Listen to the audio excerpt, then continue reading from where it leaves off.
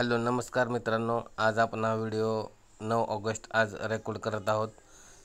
कारण लाडकी बहीण योजनेमध्ये जे काही नवीन बदल झाले आहेत. काही महिलांना जून महिन्याचा हप्ता आणि जुलै महिन्याचा असे दोन्ही हप्ते आलेले नाही. काही बऱ्याचशा महिला यामध्ये अपात्र करण्यात आलेल्या आहेत. तर सरकारच्या महाराष्ट्र शासनाच्या ज्या नवीन GR नुसार यामध्ये अपात्र महिलांना पैसे बंद केलेले आहेत. तर यासाठी आपल्याला ज्या कोणी महिला अपात्र आहेत त्यांच्या नवीन GR नुसार अटी शर्ती लागू केलेल्या आहेत. त्यानुसार आपण या व्हिडिओमध्ये ज्या अटी शर्ती लागू केलेल्या आहेत त्या 4 नियमांचा आपण पाहणार आहोत. तर चला व्हिडिओला स्टार्ट करू आपण. तर सर्वात पहिल्यांदा आपण पाहणार आहोत की अपात्रतेसाठी त्यांनी ज्या महिलांच्या कुटुंबाचे एकत्रित वार्षिक उत्पन्न हे 2.5 लाखापेक्षा जास्त आहे अशा महिलांचे त्यांनी सरकारने पैसे बंद केले आहेत. ज्यांच्या कुटुंबातील सदस्य हा आयकरदाता इन्कम टॅक्स ITR भरणारा असेल अशा कुटुंबातील महिलांचे 1,500 रुपयाचा हप्ता बंद केलेला आहे. ज्या महिलांच्या सदस्यातील कोणीही हा राज्य सरकार किंवा केंद्र सरकारमध्ये कार्यरत असेल अशा लोकांचे पैसे बंद केलेले आहेत. त्यानंतर ज्या महिलांचे सदर महिलांच्या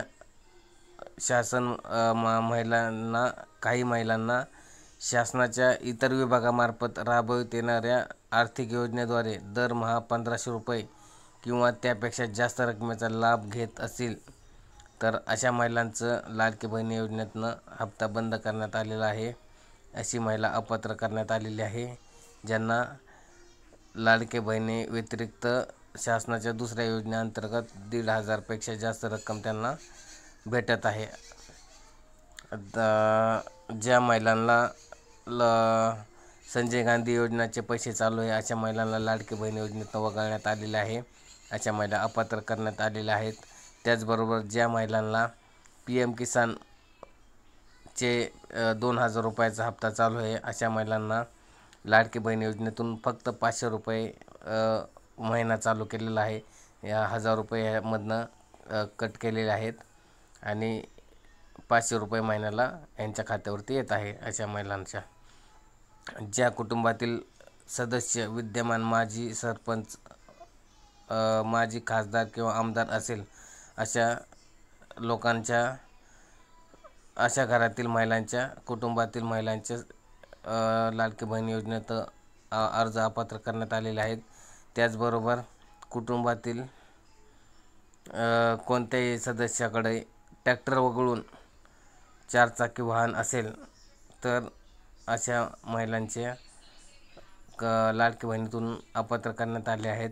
त्याचबरोबर महत्त्वाचं म्हणजे सांगितलेल्या नियमानुसार एका घरात 2च महिलांना ह्या लाडक्या बहिणीचा लाभ घेता येणार आहेत. त्यामध्ये एक विवाहित महिला आणि एक अविवाहित अशा 2 महिलांना लाभ घेता येणार आहे.